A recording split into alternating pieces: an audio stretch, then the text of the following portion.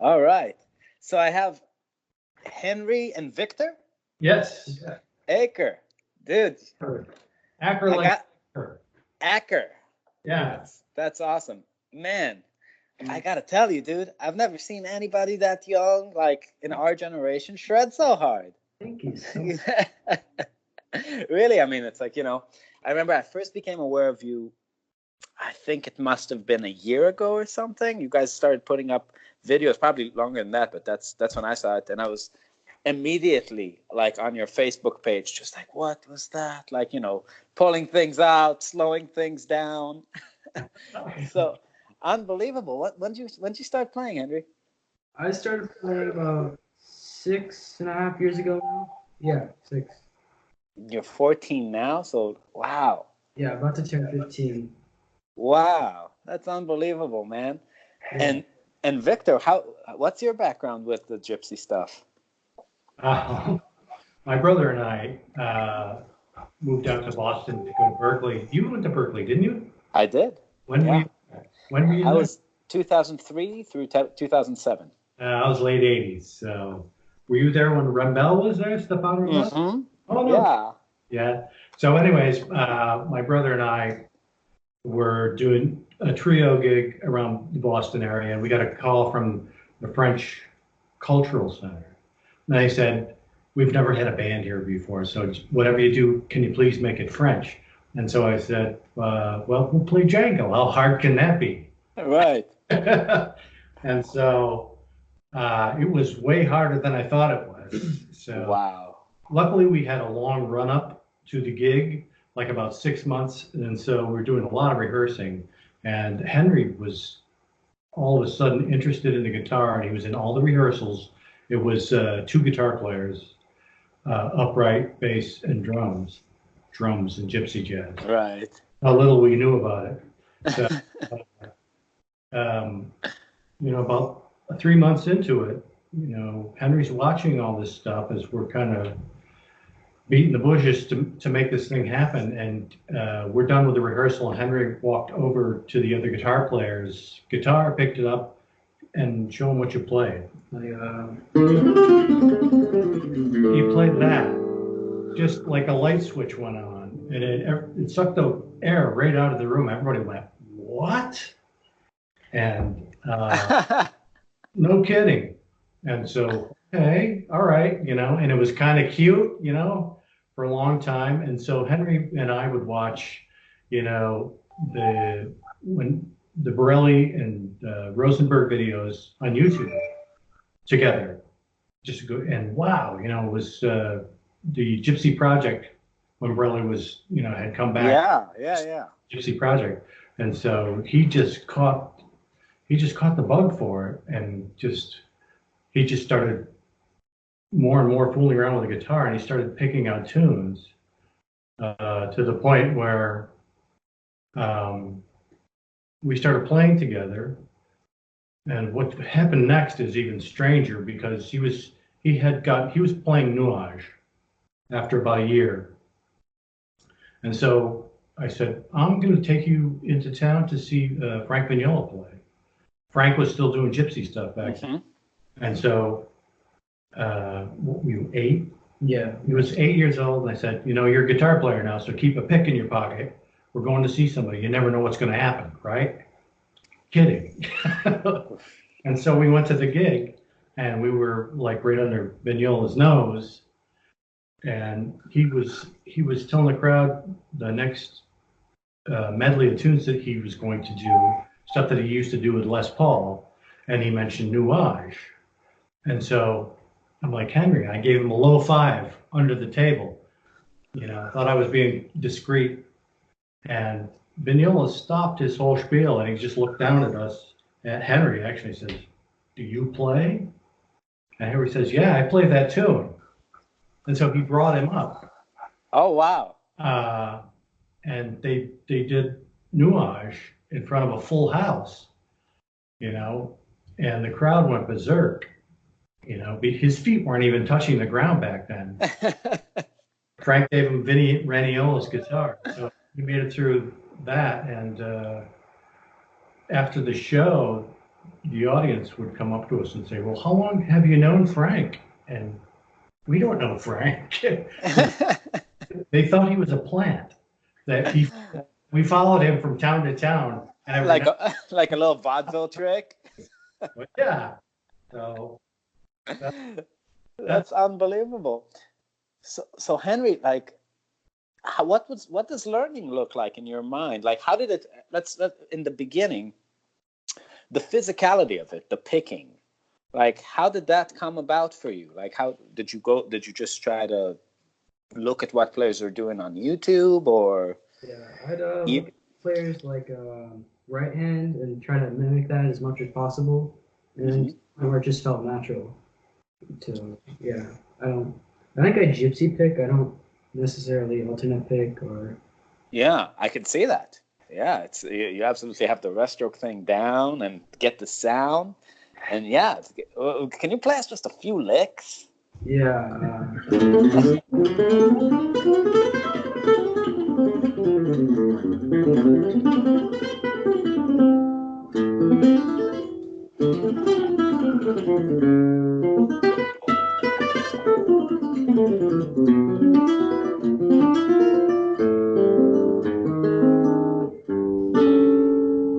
Unbelievable. The sound you're getting too is like pristine. That's an AJL you're playing? No, this is my recent guitar. It's a string phonic out of Japan. How do you like it? I love it. It's one of my favorite guitars I've ever played. Yeah? Yeah, that's unbelievable, man. So what's your practice day look like? You obviously have to go to school for some reason. Yeah, unfortunately. I get home. I usually pick up the guitar and put up some play-alongs, like play to Gonzalo Vergara's backing track. Yeah. That guy. It's like that was a brilliant move on his part, putting out all those like videos. Yeah. 2 minutes here, 2 minutes there, just millions of people get to jam along. What players are you checking out lately? Like who's really been on your playlist? Birelli Legrand, of course. A band named Les Doigts de l'Homme out of France. These guys, Benoit Convert, Olivier Kictef, been listening to their stuff. Really like what they're doing, trying to push gypsy jazz even further. And playing and scrapping Django stuff, which is I'm a big fan of that. Yeah, I like to listen to Adrien Monard. He's real modern, yeah. Yeah, I talked to him. He might be on this thing too. Yeah. Oh wow, cool. Yeah. Yesterday, I had Gizmo here. Yeah. Another beast. It's what is it about? What do you think it is about this style of music that I mean, your story, incredible as it is, like and your ability is unbelievable. But it seems like Birelli was like you, and Rosenberg was like you, and Gizmo was like you. It's like, what is it that just connects with like the mind of such young players and just, gets it? Like it's unbelievable, right? What was it like for you? Like what drew you?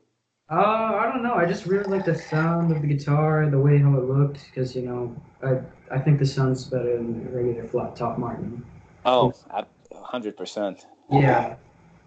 It's a real this kind of the sort of percussiveness, right? The notes kind of pop out. You can do with these guitars too. You don't only have to be limited to one thing. You can do a lot more.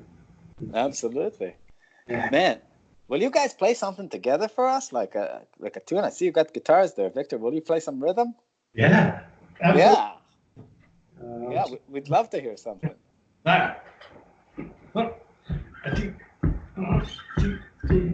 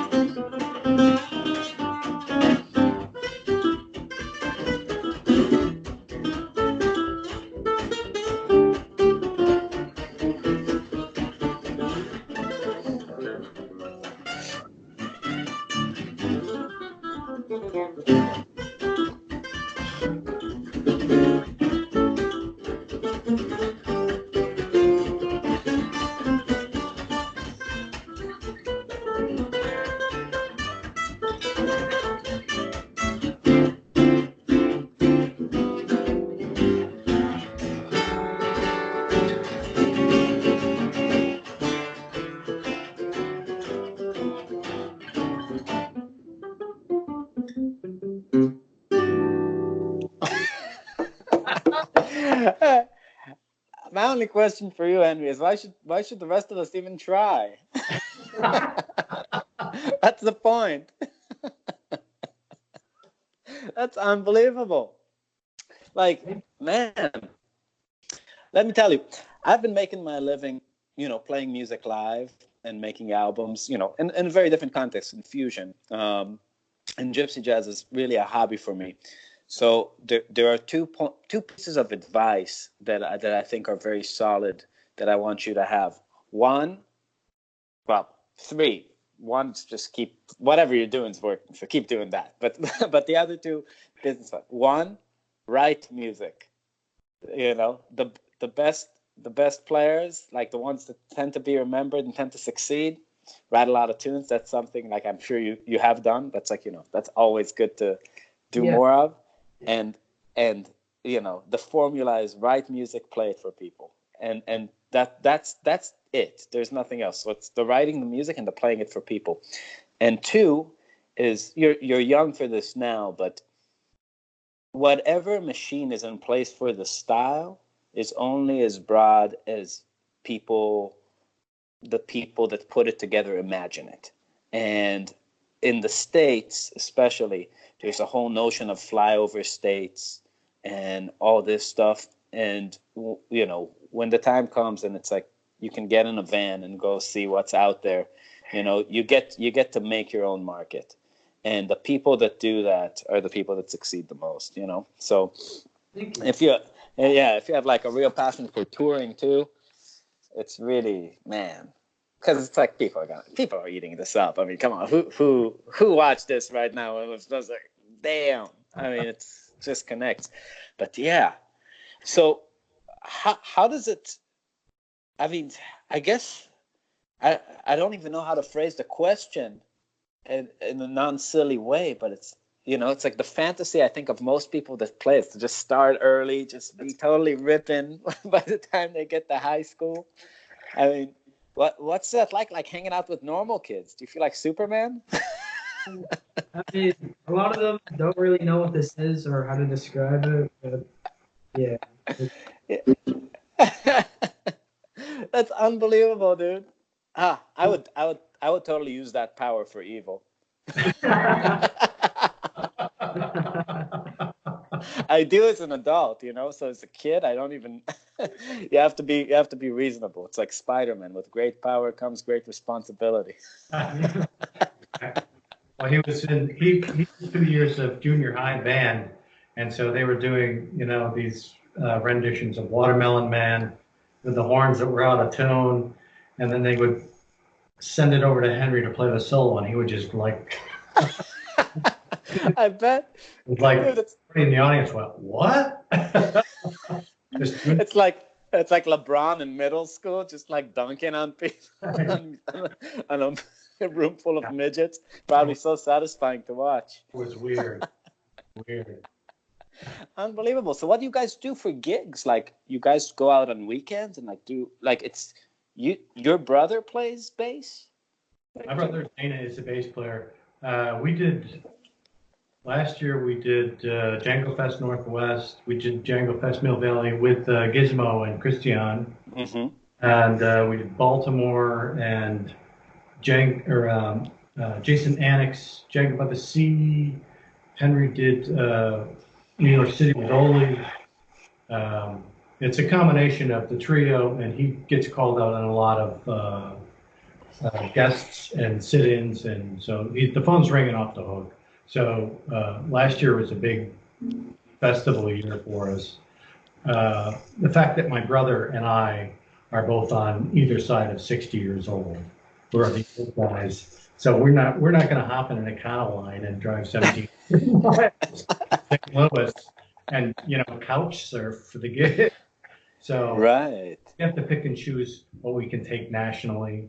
But he's doing Blue Note in New York City with Rembel, Stefano coming up, and we're doing Django Vegas, Django's birthday in San Fran next year, Django A Go-Go, Rembel's Django A Go-Go. So what will take up a lot of our time this summer is localized ticketed shows.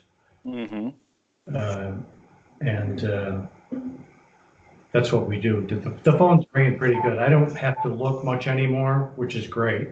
Yeah, it's coming to you. That's unbelievable. And Henry, in terms of right hand technique, what was your evolution like? Did you start off playing, I guess, with the rest stroke stuff from the get-go, or was it something that you kind of pieced together with time?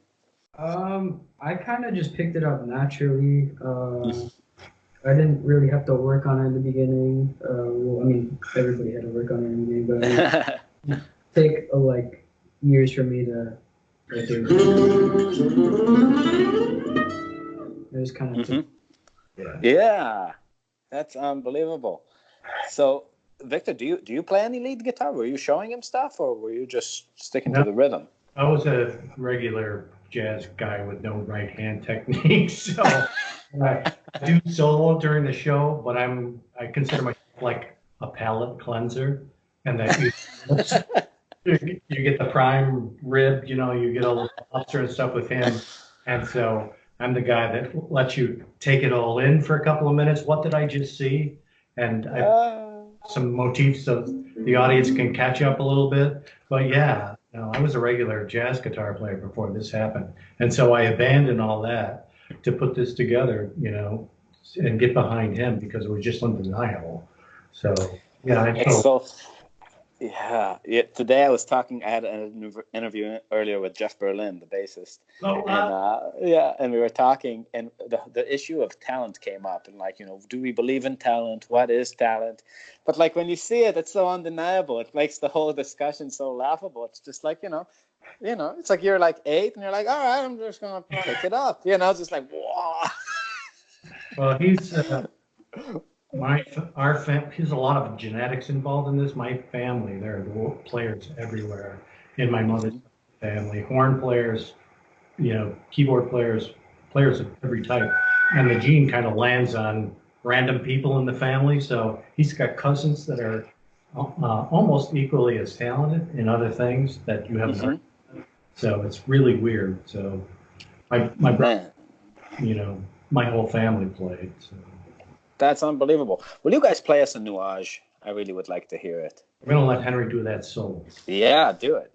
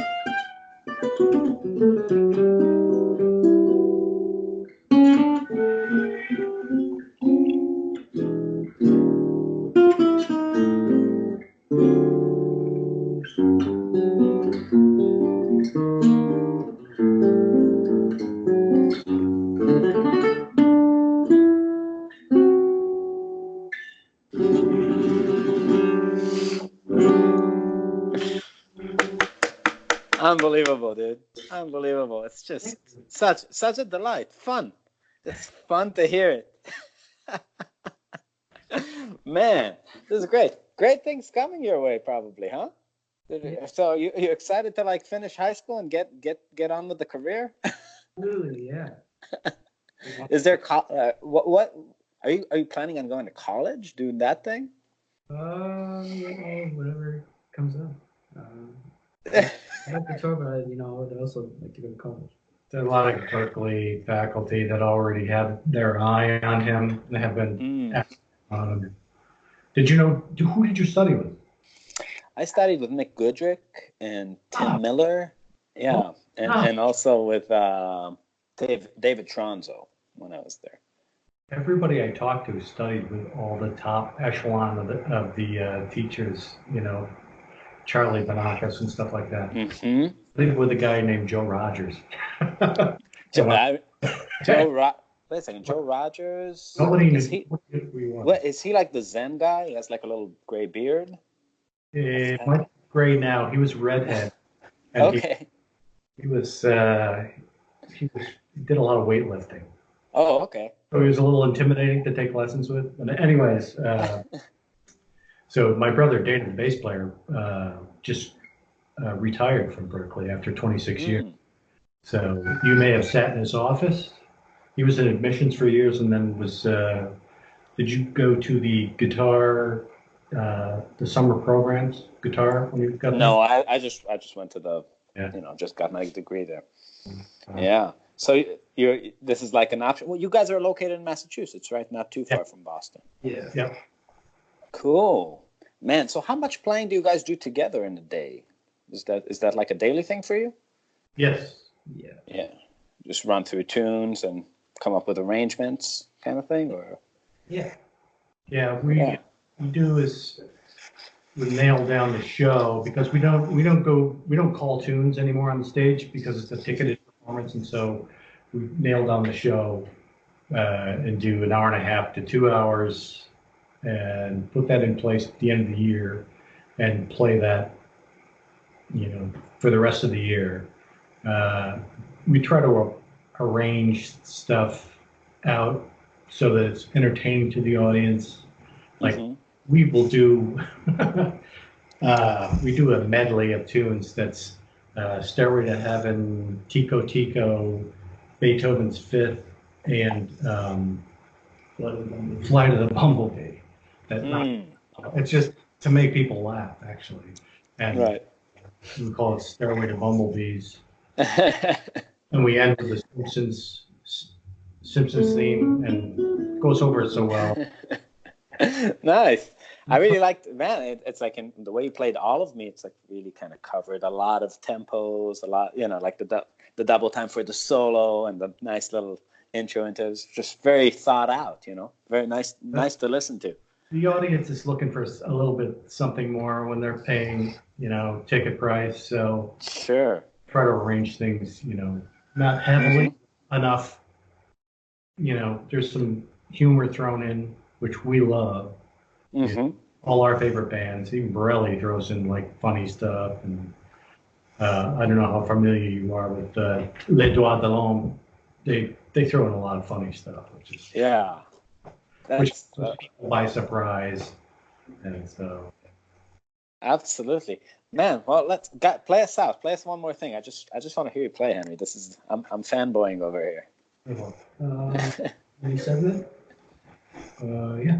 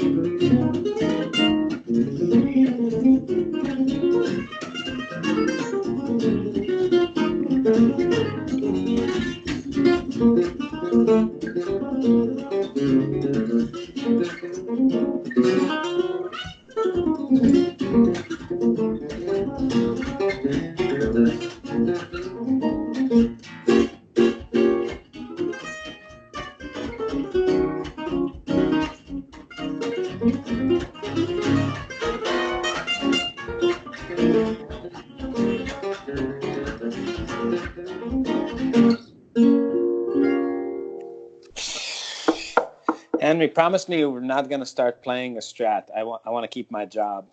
Yeah. Damn it. Man, unbelievable. Truly unbelievable. And I think everybody's going to like fanboy out over you, especially on the Marbin page from now on, because man, what can you say? Well, Victor, Henry, thank you guys so much for your time. I'll put this up as soon as I can, and hopefully we'll have you back again in the future. We'll do more of this. And please plug anything you want. Like, where can people find you, check you out, find out about shows? HenryAcker.com. Yeah. What's Instagram? Just Henry Acker 04, I believe. Yeah. And Facebook. Yeah. CDs. By the way, we've been watching these interviews, and it's the coolest thing on Facebook right now. Yeah. I'm serious. Thank you. Awesome. You're doing a fantastic job. Really. I really appreciate it. Yeah, I mean, for me, it's, you know, I started this 1 week ago. Just been doing a few a day, and you know, I mean, I'm just curious about people who I like, and I started having people write me like, you know, I want to be on your thing. It's like, dude, I don't know you. It's like, it's got to come from me, because it's like I have questions like, pardon my French, but when I saw you for the first time, my question was, what the fuck? Because it's unbelievable. It's unreal. I mean, you know, like really, I sit at between Marbin tours, like, you know, I sit at home and like bust my head, like, you know, thinking about the perfect angle for the wrist, how to play this lick, and then I see you, and it's just like, you know, well, I just ate, got up on stage, played Nuage, it's like, watch some YouTube, crushing it. It's amazing. What are we supposed to do with that, Henry? That's you know, but it's I feel like, you know, people my age in their 30s or their 20s or their teens, the wrong thing to take from this is to see a guy like you and give up. It's like, you know, my initial reaction was to see, I assumed you were 13 or 14 from the videos I saw, and I just cared about the sound you were getting and the notes you were playing and the, you know, the harmonies implied and the rhythms, and I was just watching your thing, you know, as a 33-year-old man watching, like, you know, this kid playing and copying your licks, because that's a good way to spend the day, you know, and really, it's like, as long as you're putting out beauty into the treasure chest of the world, you're doing the right thing. And, you know, we all really appreciate you for doing it and spending your time and energy, you know, gifting us with this. So it's really unbelievable, man. Keep it up. And remember, it's okay to have a big ego. It's not okay to be a dick.